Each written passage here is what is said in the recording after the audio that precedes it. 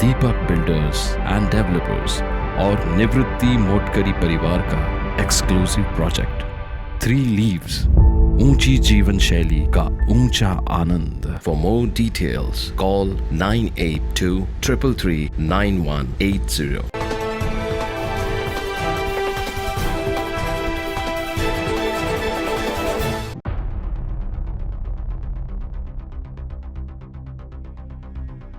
आताच आपण बघितला तो बर्निंग बसचा थरार।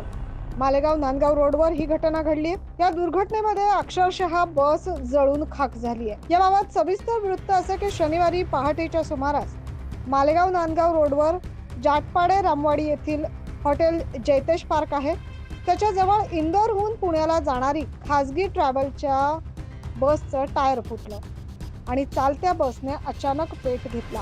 ही आग इतकी भयंकर होती की त्यामध्ये पूर्ण बसने पेट घेतला होता। मात्र बस चालकाने प्रसंगावधान राखत बस जागेवरच थांबवली आणि बसमधील 35 ते 40 प्रवाशांना सुरक्षित बाहेर काढलं। मात्र ट्रॅव्हल बसमधील वस्तू आगीत जळून खाक झाल्या। सुदैवाने या दुर्घटनेत कोणतीही जीवितहानी झाली नाही।